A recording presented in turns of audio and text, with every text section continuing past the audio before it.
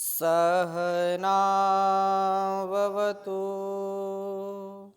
सहनौ भुनक्तु सह वीर्यं कर्वावहै तेजस्विनावधीतमस्तु मा विद्विषावहै। ओम शांति शांति शांति।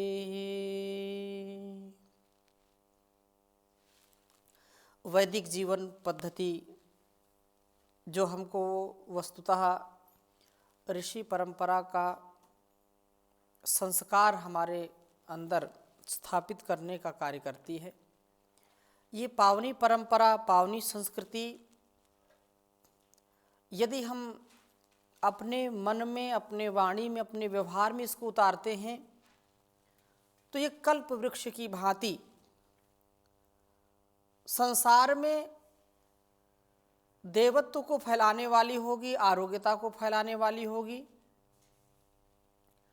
विगत कक्षा में हमने ऋग्वेद के प्रथम मंडल के 86वें सूक्त के प्रथम मंत्र का अभिप्राय समझने का प्रयास किया था और इस प्रकार से यहाँ पर उपदेश किया जा रहा है कि अपने जीवन में यदि हम उन्नति चाहते हैं, अपने जीवन में शारीरिक, मानसिक, सामाजिक उन्नति चाहते हैं,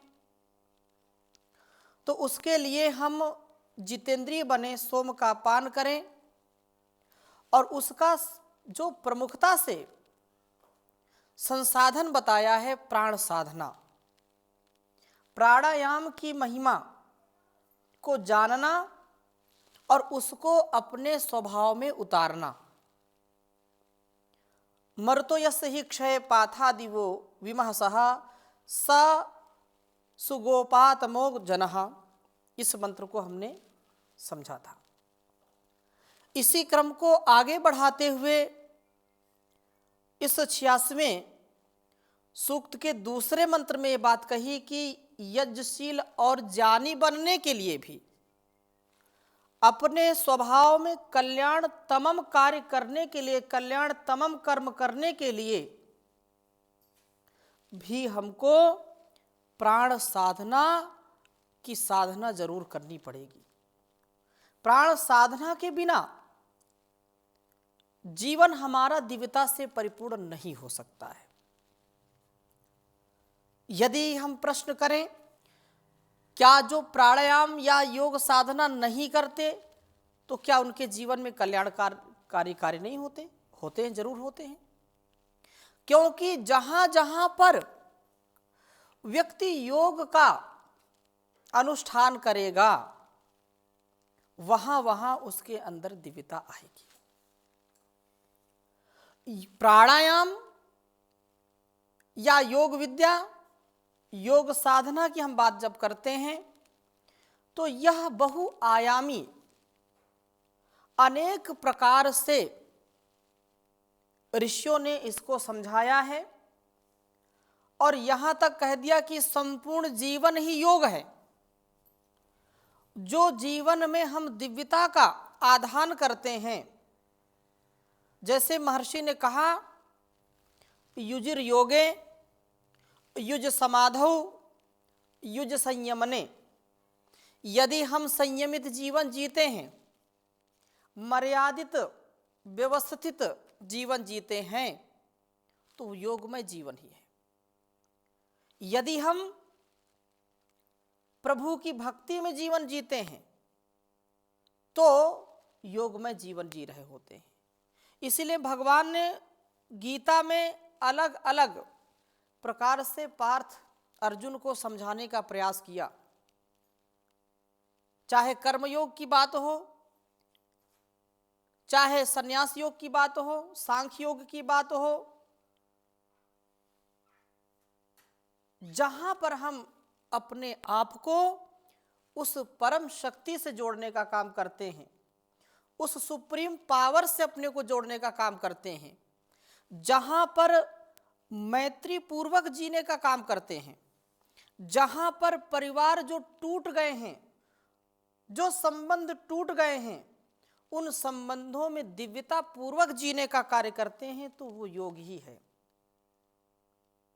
और जब हम विशेष साधना की बात करें तो वहां पर अष्टांग योग में जीवन, यम नियम आसन प्राणायाम प्रत्याहार धारणा ध्यान समाधि की बात हम करते हैं। तो यजनशील हम बने और जानी बने, विद्वान बने, मानी बने अपने कर्तव्यों के। इस दृष्टि से मैं इस सूक्त का दूसरा मंत्र आपके सामने प्रस्तुत करता हूं। पहले लिख देता हूं, फिर आगे की चर्चा बढ़ाता हूं।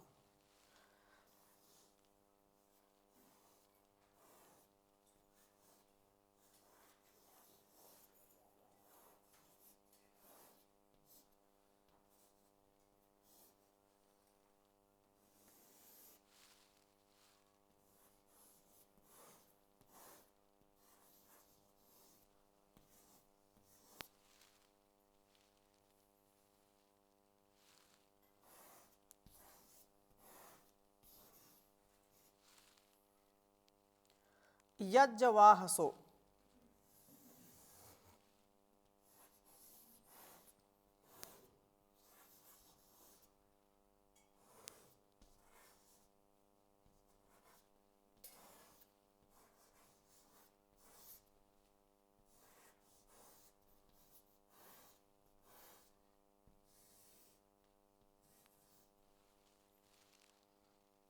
विप्रस्तेवा मतीनाम।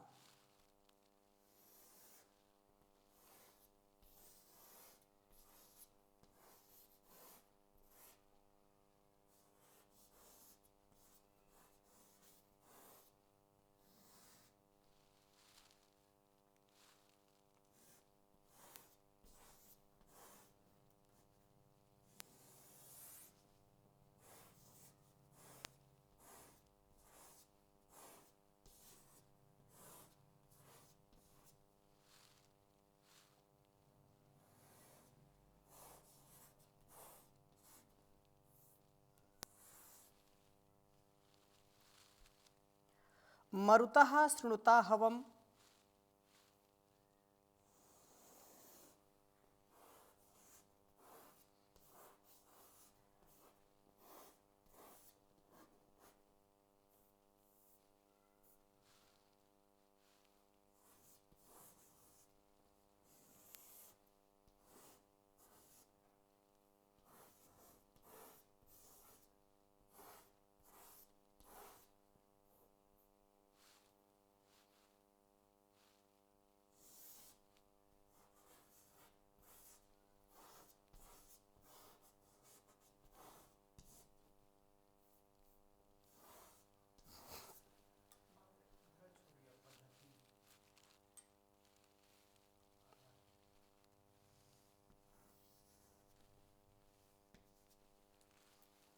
मंत्र का उच्चारण करेंगे एक बार।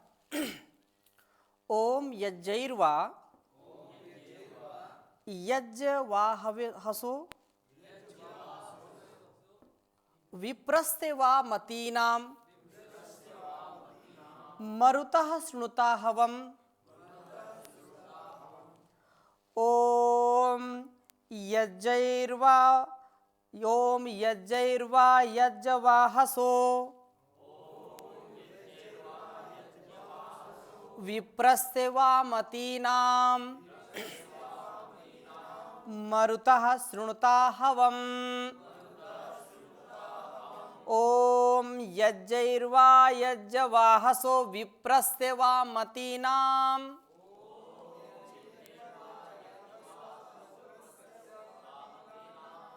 मरुतः शृणुता हवम्। मरुतः शृणुता हवम्। इस वेद मंत्र को यहाँ 86वें सूक्त का दूसरा मंत्र है। और इस मंत्र में ये कामना की गई है, यह प्रार्थना की गई है कि हम जब प्राण साधना करेंगे तो निश्चित रूप से हमारी यज्ञ वृत्ति का विकास होगा और तीव्र बुद्धि, तीव्र मेधा से युक्त होकर के हम ज्ञान का संग्रह कर पाएंगे। मैं निवेदन करना चाहता हूँ, इस मंत्र का जो अभिप्राय है बहुत गहरा अभिप्राय है, और यहाँ पर जो शब्द आया मरुतः, मरुत वो प्राण, जो प्राणों को संबोधित करते हुए बात कही जा रही है कि हे प्राणों, आप या तो यज्ञ ही देव पूजा संगतिकरण दान रूप उत्तम कर्मों से यज्ञवाहसः उस पूज्य प्रभु का वहन करने वाले यज्ञेन यज्ञम अजयंत देवाः, विप्रस्य जो कमियों को दूर करके अपने पूर्ण करने वाले पुरुष की हवम प्रार्थना को श्रृणुता सुनते हो, या मतीनाम मननशील जानी पुरुषों की पुकार को सुनते हो। जिस प्रकार एक विशिष्ट भोजन तो उसको अनुकूल पड़ा हो, या विशिष्ट भोजन बहुत सुंदर और बहुत स्वादिष्ट भोजन के सेवन से कोई व्यक्ति खूब पुष्टि को प्राप्त करता है, खूब हृष्ट पुष्ट हो जाता है, तो कहा जाता है कि भोजन तो इसको अनुकूल पड़ा, अर्थात भोजन इसके शरीर में लगा है, क्योंकि जो खाया जाता है उसकी क्वांटिटी पर निर्भर नहीं करता स्वास्थ्य, उसकी क्वालिटी और उसके जो है पचने पर निर्भर करता है। जितना व्यक्ति खा रहा है उसको पचा रहा है कि नहीं पचा रहा है। खाने के लिए तो बहुत खा लिया, लेकिन पचा नहीं पाया तो शरीर का पोषण नहीं होगा, उसका शोषण हो जाएगा, जो कुछ उसके अंदर का सार है वो भी बाहर चला जाता है। तो ये जो अनुकूल पड़ने की बात है, भोजन ने इसकी बात सुनी, अर्थात भोजन करने से व्यक्ति का शरीर बहुत सुगठित हो गया, स्वस्थ हो गया। इसी प्रकार से यहाँ पर प्राणों ने इसकी पुकार सुनी, अर्थात प्राणों का जो संचार हमारे अंदर हो रहा है, मानो उससे यह प्रार्थना की जा रही, क्योंकि प्राणों का प्राण वो परमपिता परमेश्वर है। यदि उसने प्राण वायु ना बनाई होती तो हम श्वास कैसे लेते, ऑक्सीजन कैसे लेते। आजकल की स्थिति में यदि कोई बीमार हो जाए उसको तुरंत कहाँ भर्ती कर देते हैं, हॉस्पिटल में भर्ती करते हैं, और बहुत आपातकाल आ गई तो कहाँ भर्ती करते हैं, उसको आईसीयू में भर्ती कर देते हैं, और उसको फिर ऑक्सीजन लगाते हैं। ऑक्सीजन का फिर चार्ज लेते हैं, कितनी ऑक्सीजन ली हमको पता नहीं होता, लेकिन वो चार्ज भले ही वो अपने मन से श्वास ले रहा हो, लेकिन उसको उसका चार्ज देना पड़ता है। लेकिन 24 घंटे में हम कितनी ऑक्सीजन लेते हैं इसका कोई चार्ज देते हैं क्या? पूरे जीवन भर कितनी ऑक्सीजन लेते हैं, कोई चार्ज देते हैं क्या?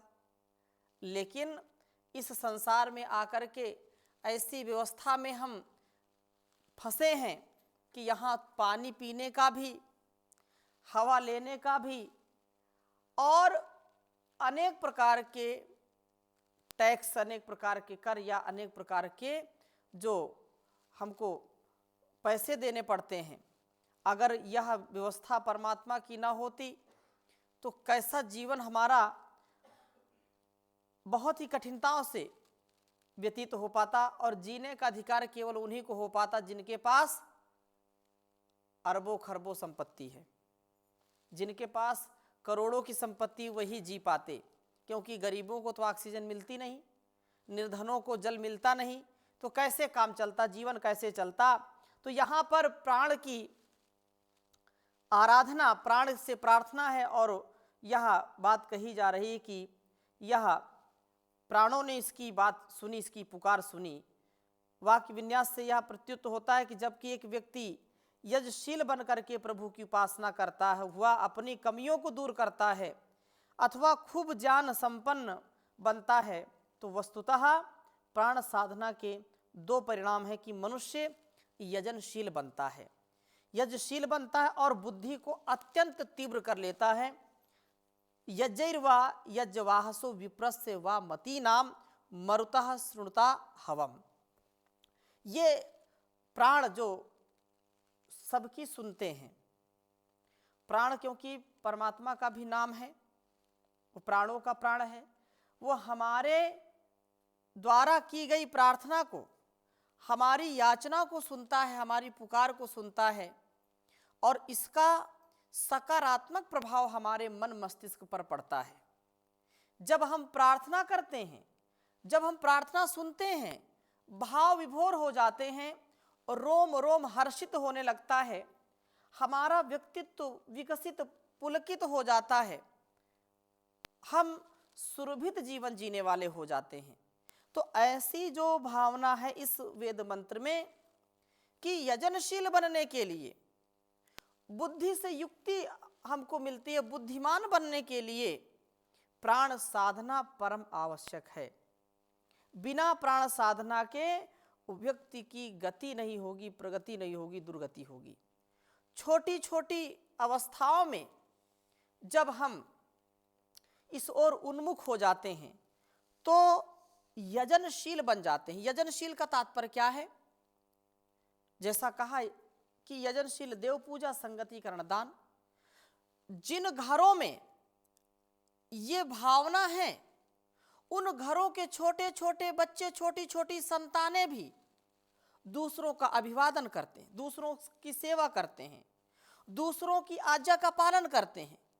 कभी वो ऐसा कोई शब्द नहीं बोलते जिससे बड़ों का अपमान होता हो, जिससे बड़ों को कष्ट होता हो, ऐसा वो कोई कार्य नहीं करते हैं। लेकिन जहां पर ये अयजनशील लोग रहते हैं, जहां पर प्राण साधना नहीं होती है, जहां पर उस परमात्मा की भक्ति नहीं होती है, उन घरों में कुसंस्कार छा जाता है और छोटे छोटे बच्चों में भी तू तू मैं होता है। वो बड़ों का आदर नहीं करते, उनकी बात नहीं मानते, और कलह कपट द्वेष दंगा रोज होता है, रोज होता है। ऐसे ही कुसंस्कार को लेकर के जहां जहां वो जाते हैं जहान में, वहां वहां वो दुख और हिंसा ही फैलाते हैं, दर्द दूसरों को देते हैं। लेकिन जो योगमय जीवन जीते हैं, जिनके जीवन में देव पूजा है, देव पूजा जो हमको कुछ देते हैं, उसको हम कभी भी ठुकराए नहीं। माता पिता गुरु आचार्य और जो अतिथि हैं वो देव हैं, जो विद्वान हैं वो भी देव हैं, तो उनका कभी भी अपमान ना करना, उनकी आज्ञा का कभी उल्लंघन ना करना। ये बात कब होगी? जब हम यजनशील होंगे, यज्ञमय जीवन जीने वाले होंगे।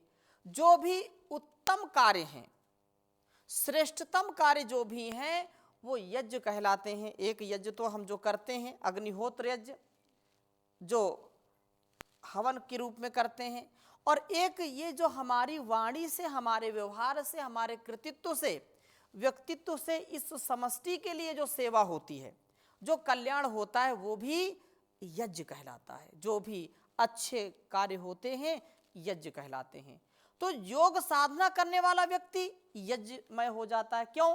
क्योंकि उसके भाव जो होंगे वो सदा दूसरों के कल्याण के लिए, अपने कल्याण के साथ साथ दूसरों की कल्याण की बात सोचता है। वो अपने जीवन को निरोग बना करके दूसरों के निरोगता का चिंतन करता है। जो भोगी होते उनको अपने से नहीं फुर्सत, दूसरों की क्या करेंगे।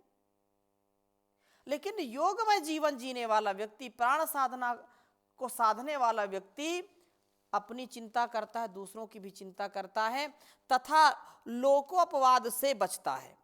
लोक में ऐसा कोई कार्य नहीं करता जो उसके प्रतिकूल हो, आत्मानुकूल आचरण ही करता है, वेद के अनुकूल ही आचरण करता है।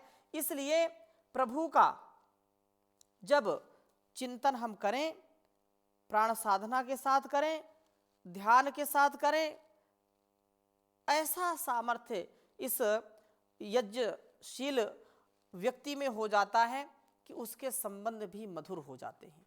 जिनसे भी वो एक बार मधुरता पूर्वक व्यवहार करता है वो कभी उससे विमुख नहीं होते हैं। वो दूसरों को जोड़ने का काम करता है। यदि उसके स्वभाव में, उसके वाणी व्यवहार में तोड़ फोड़ है, यदि उसके जीवन में ईर्ष्या द्वेष है, तो योगमय जीवन उसका नहीं होगा। क्योंकि योग करे और वो तोड़ने का काम करे तो ये समझ लीजिए कि वहां कुछ गड़बड़ है। योग करने वाला व्यक्ति कभी तोड़ फोड़ नहीं करता है, वो जोड़ने का काम करता है। वो समाधान में जीता है, समस्याओं में कभी जीता नहीं है। यही यज्ञ है, यही यज्ञ में जीवन है। यही अच्छी और सच्ची बुद्धि का, मेधा का गुण होता है कि वो स्वयं पूर्ण समाधान में रहे, किसी प्रकार से एक पल के लिए भी उसको परेशानी न हो। यदि स्वभावता यदि आ भी जाए तो दूसरे क्षण उसको अपने मूल स्वरूप में अवस्थित हो जाना चाहिए, वहां पर अपने को स्थिरता के साथ रोक लेना चाहिए। और संगतिकरण, जो योग यहाँ पर यज्ञ ही की जो बात कही है कि उसका यज्ञमय हो जाता है, जीवन यज्ञ के द्वारा मनुष्य यजनशील बनता है, तो उसका जो भाव है संगतिकरण, वो कभी भी दुर्गति को नहीं प्राप्त होता, संगत में रहता है। संगति से ही उसको जीवन जीने की कला मिल जाती है। अनेक बार चर्चा होती है तो फिर भी बोलना चाहिए, क्योंकि सत्संगत से जीवन चलता है। सठ सुध रही सत संगत पाई, पारस परत कुधात सुहाई, सतसंगत मुद मंगल मूला, सोई फल सब साधन फूला, बिन सतसंग विवेक न होई, ईश कृपा बिन सुलभ न सोई। उस परमात्मा की जब कृपा होगी तभी सत्संग का भी लाभ मिलेगा, तभी विवेक वैराग्य की प्राप्ति होती है। नहीं तो केवल शाब्दिक जो ज्ञान है वो हमको कभी भी उन्नति के लिए नहीं, बल्कि उससे अवनति भी मिल जाती कभी कभी। शब्द का ज्ञान तो बड़ा महत्वपूर्ण है, लेकिन शब्दशः हम उसको धीरे धीरे अपने जीवन में उतारने का प्रयास करें। और इस प्रकार से जब उसकी भक्ति, उसकी स्तुति, प्रार्थना, उपासना करते हैं तो निश्चित रूप से जीवन का परिष्कार हो जाता है। कौन दुनिया में ऐसा होगा जो व्यक्ति परिष्कार नहीं चाहता? अर्थात सब चाहते हैं कि हमारे जीवन में जो कलमश है, जो कालिक है, जो अज्ञान है, अंधकार है, वो दूर हो जाए और हम निर्मल जीवन जी सकें। इसलिए प्रभु का जो ध्यान है, उसकी जो भक्ति है, उसके लिए बहुत आवश्यक है। और बहुत सुंदर पथिक जी ने कहा, मैं तेरे प्रेम की धुन में गाता हुआ, मैं तेरे प्रेम की धुन में गाता हुआ, जब कभी तेरे मंदिर में आया करूं, हे प्रभु जी मुझको इतना बताओ, कौन सी भेंट सेवा में लाया करूं। मूर्ति को तो गढ़ता है यह आदमी, और फूलों को भगवान बनाता है तू। इस तरफ आदमी की है कारीगरी, उस तरफ सारे जग का विधाता है तू। किस तरह फूल जो की है तेरी कृति, आदमी की कृति पर चढ़ाया करूं। मैं तो तेरे ही धुन में गाता हुआ, जब कभी तेरे मंदिर में आया करूं। आदमी ने बना ली तेरी मूर्ति, तेरी सूरत नजर आती नहीं। आदमी ने बना ली तेरी मूर्ति, तेरी सूरत कहीं नजर आती नहीं। उम्र भर इसको यूं ही खिलाते रहो, मूर्ति तो कोई चीज खाती नहीं। मूर्ति को खिलाना है बेफायदा, फिर तुझे किस तरह मैं रिझाया करूं। मानता हूं कि तू मूर्ति में भी है, इसके बाहर भी तो तू ही मौजूद है। घर के बाहर भी बैठा मिले तू अगर, फिर अंदर से बुलाना तो बेसुध है। पथिक है मूर्ति में ही यहाँ मान कर, एक देसी तुझे क्यों बनाया करूं। मैं तेरे प्रेम की धुन में गाता हुआ जब कभी तेरे मंदिर में आया करूं। हे प्रभु मुझको इतना बता दो जरा, कौन सी भेंट सेवा में लाया करूं। कौन सी भेंट सेवा में लाया करूं। क्योंकि प्राण अपान के द्वारा ही उस परमात्मा की भक्ति करना।